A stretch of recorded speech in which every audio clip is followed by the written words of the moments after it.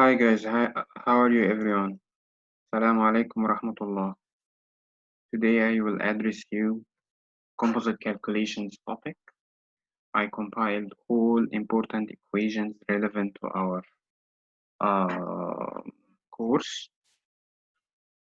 After throwing light on the equations and how to use them, we will directly apply them to 3 or 4 examples that I will deliver to you. Hopefully after this tutorial, you will be capable of solving multitude of composite problems, either from materials reference like Callister or hopefully from composite mechanics reference like Schauler. So let's start.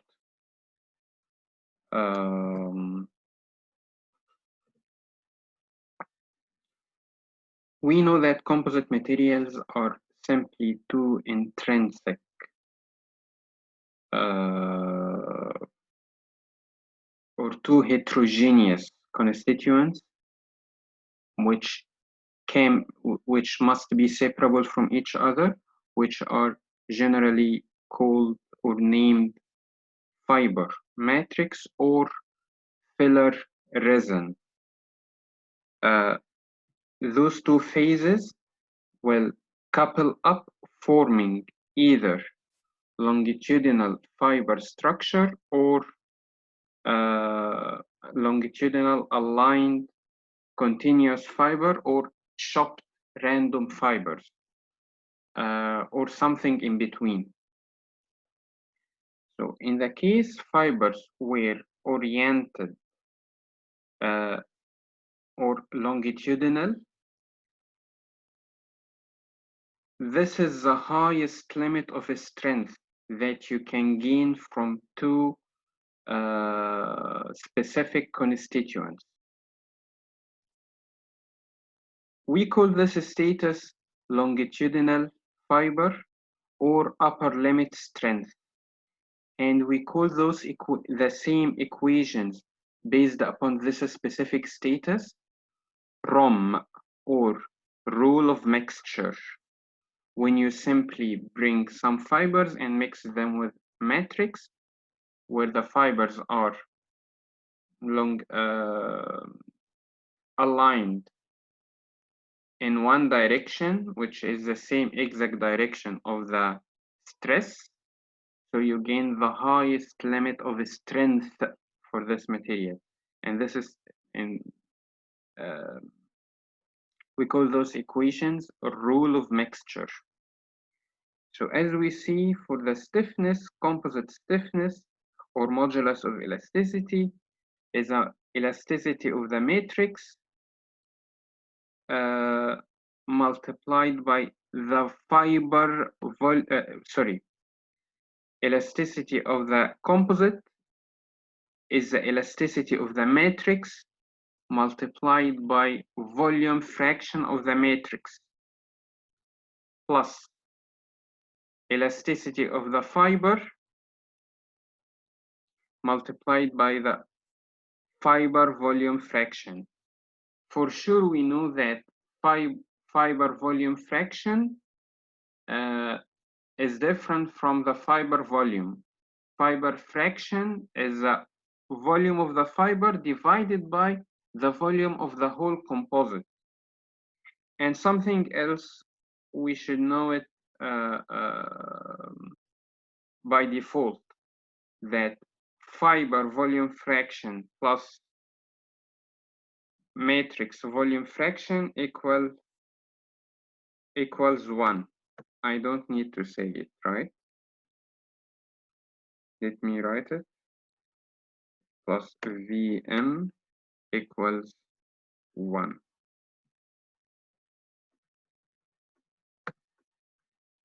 I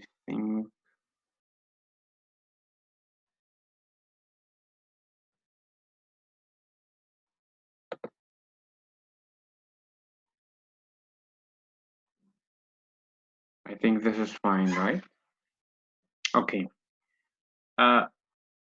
For the longitudinal or the upper limit of the properties, strength will follow the elasticity. I mean that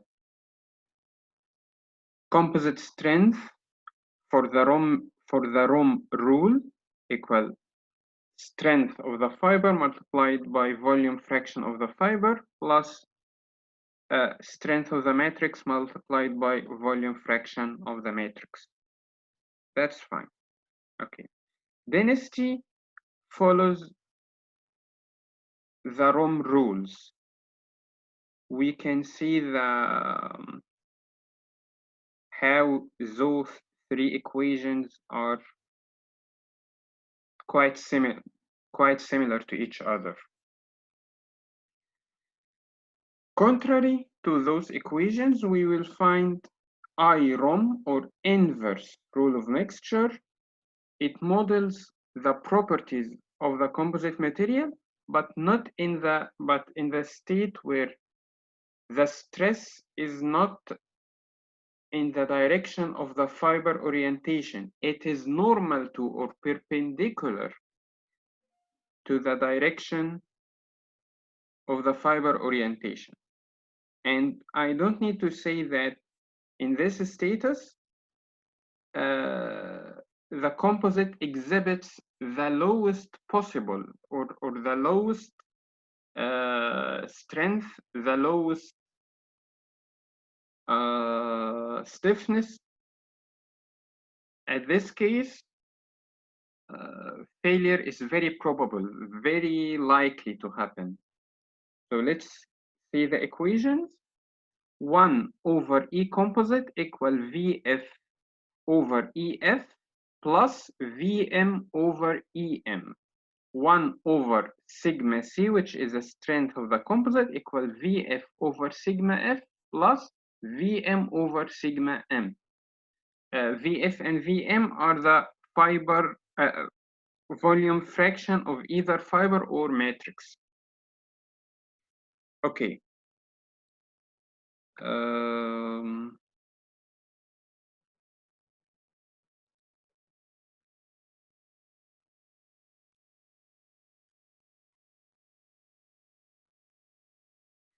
In the case of chopped fibers, where the fibers are not continuous, it has a specific length. The length does not equal to infinity. We will define new quantity called critical length. And I will teach you later how to calculate critical length.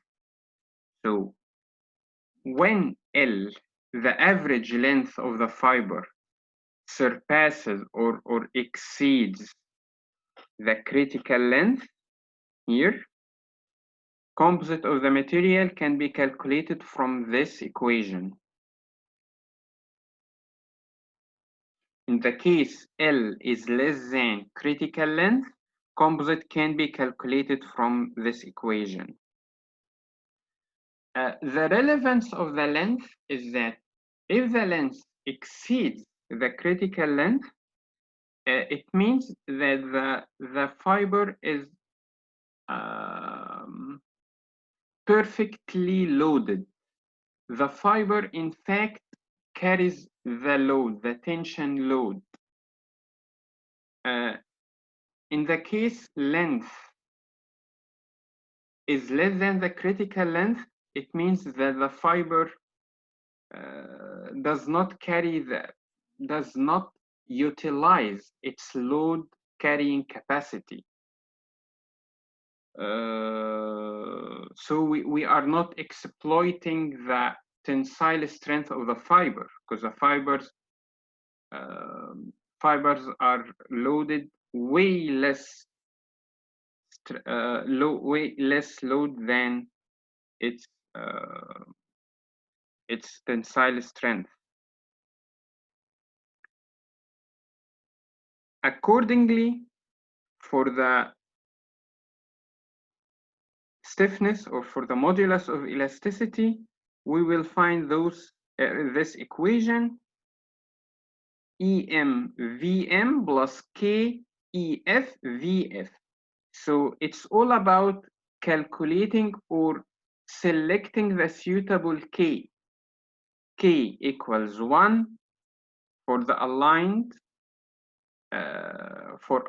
fibers, and that will end up to the same exact TROM equation we introduced in the beginning of this tutorial. K keeps decreasing. The more it's random, the more it is non-oriented in 2D or in 3D. And for sure, randomness in 3D will decrease load carrying capacity than randomness in 2D. There are way more complicated equations modeling the composite than this one, but we can go through that later if you don't mind. I mean, not in this tutorial for sure. Okay, another concept I want to introduce to you. When someone tells you that for this specific composite structure, the fiber is loaded by, for example, let's say 95% of the load, and the matrix is loaded by 5% of the load. So how can you formulate this sentence in order to go through the problem? This equation is the answer. Load carried by the fiber over load carried by the matrix equal EFVF over EMVM. Every one of those equations has its own derivation. I don't want to go through that because this is solving tutorial. Okay, let's go to example 1. A large particle composite consisting of tungsten particles with copper matrix. Okay, he provided you with the volume fraction of both tungsten and copper. He asking you to estimate the upper limit for the specific stiffness. Upper limit of a specific stiffness. And he gave you the data of both copper and tungsten, specific gravity and modulus of elasticity. Modulus of elasticity is, you can say, the synonym or the meaning of both modulus of elasticity and stiffness. They can be used instead of each other, that's fine. Okay, so how can we go through this problem? He wants specific stiffness. Focus with this word. He doesn't want the stiffness and he doesn't want specific gravity. He wants something combined between the two properties. So what we can do is to calculate the stiffness or the modulus of elasticity using the knowledge of volume fraction and all properties of reinforcement and matrix. Then we can divide this stiffness that we calculated over the specific gravity. Let's see. First of all, the stiffness, we got the equation of the ROM upper limit, and he said it explicitly, he wants the upper limit. So we will go there and bring this equation, apply it downwards.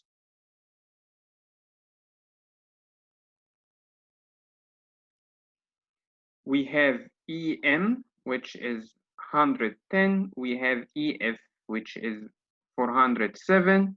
VM and VF are mentioned in the wording of the problem. We got the EC equal to 288 gigapascal.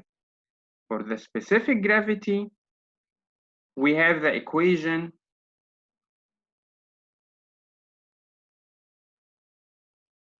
we have this equation. We can apply it in here. 8.9 times 0.4 plus 19.3 specific gravity of tungsten times 0.6, that will add to 15.14.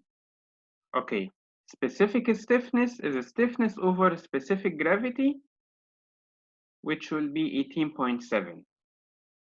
We could have applied another approach, which is calculating specific modulus or specific stiffness of copper and specific stiffness of tungsten separately, then adding them in order to get specific stiffness of the composite. We could have done that, no problem.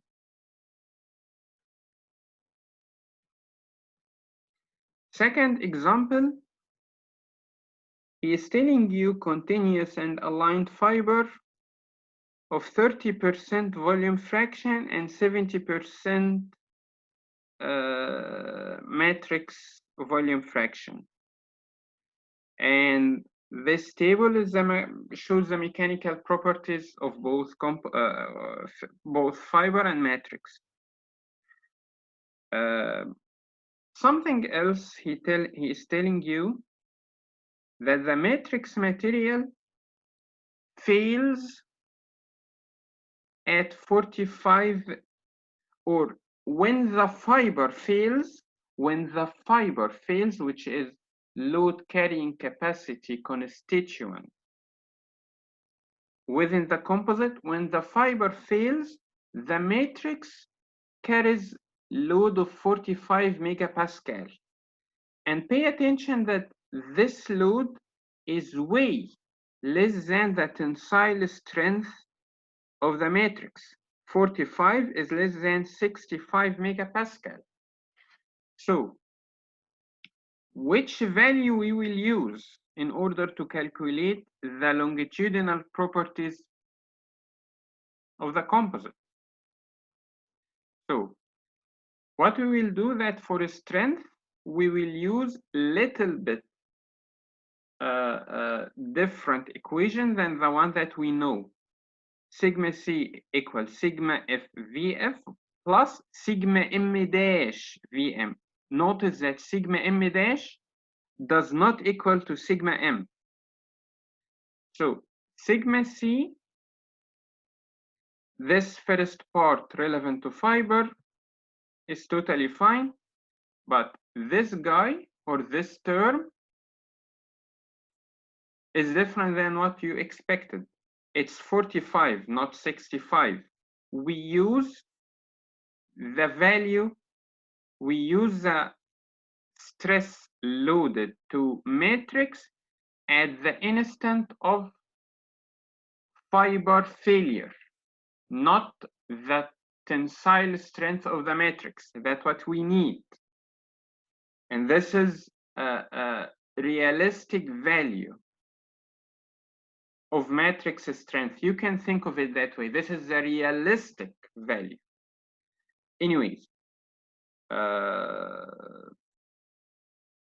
longitudinal strength is 1201 megapascal. And for longitudinal stiffness, nothing wrong or nothing tricky about it. So we got the value directly, which is 1 to 1.7 giga. Okay. Third problem, glass reinforcing nylon.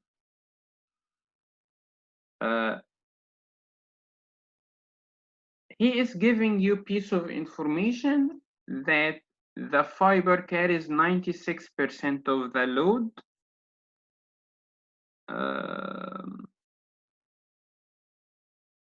and he is telling you that the matrix stress at the fiber failure is 30 megapascal. Okay, we will apply the equation that we pointed out to in the end, by the end of the equation section. This equation,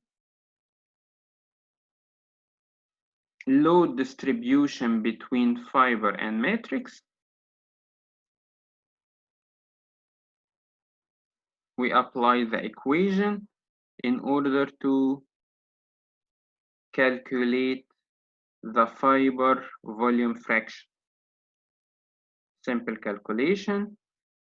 After getting this value, the fiber volume fraction, we can go to the ROM, or the upper limit strength equation, with considering that we deal with sigma dash m, not sigma m. Why? Because he mentioned openly that matrix stress at fiber failure is 30 megapascal, which is again way less than the matrix strength. 30 is less than 76. Anyway, so we will apply the equation,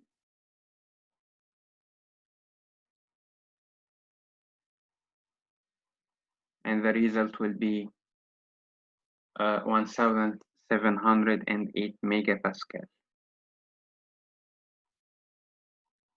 For the fourth, I really love this problem, and it's design problem, not it's not mainly calculation problem. You have to make a decision. He's telling you that it's desired to produce continuous oriented carbon fiber reinforced epoxy having modulus of 69 gigapascal. The maximum permissible specific gravity is 1.4. Okay, can we design, can we construct such composite, or we cannot? How can we address this question? How can we determine whether this is daydreaming or this is reality? How can we distinguish? So after he gave us the mechanical or the physical and mechanical properties of the two constituents, fiber and resin, we can calculate the fiber volume fraction. You can calculate the fiber volume fraction satisfying the first condition and another fiber fraction satisfying the second condition, and see whether there is common region, there is intersection region between the two conditions, or they are apart from each other, they are far from each other, they will never combine. Let's see. He's telling you that maximum weight, maximum permissible specific gravity is 1.4, and minimum stiffness is 69. So maximum specific weight, again 1.4. So do you remember the equation of the rho? Specific gravity 1.4 equal 1.8 times Vf plus 1.25 times 1 minus Vf, which will yield Vf equal 0.0825. Okay, minimum stiffness according to his requirement equals 69 megapascal. which is 260 VF plus 2.4, 1 minus VF, which will yield VF equal 0.257. Okay, what did he say regarding his condition? He said that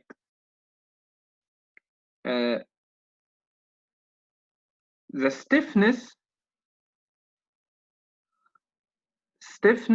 should be at least 69.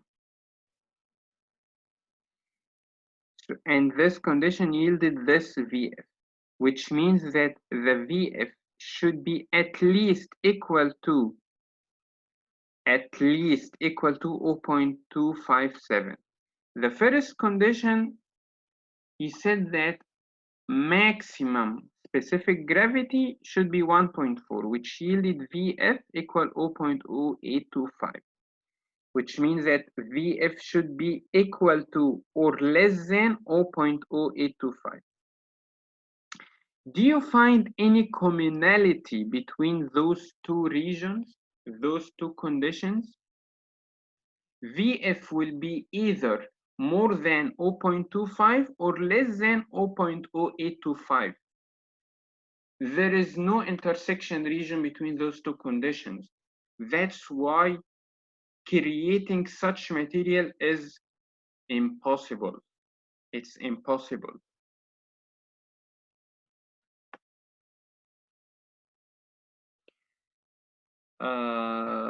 By the end of this tutorial, I wish you best of luck. In case something is vague or unclear, please never hesitate to contact me back. I will upload this video on the YouTube, and I will send you the file in your Google Classroom, probably on Google Form in the description of the video. Thank you so much. Assalamu alaikum.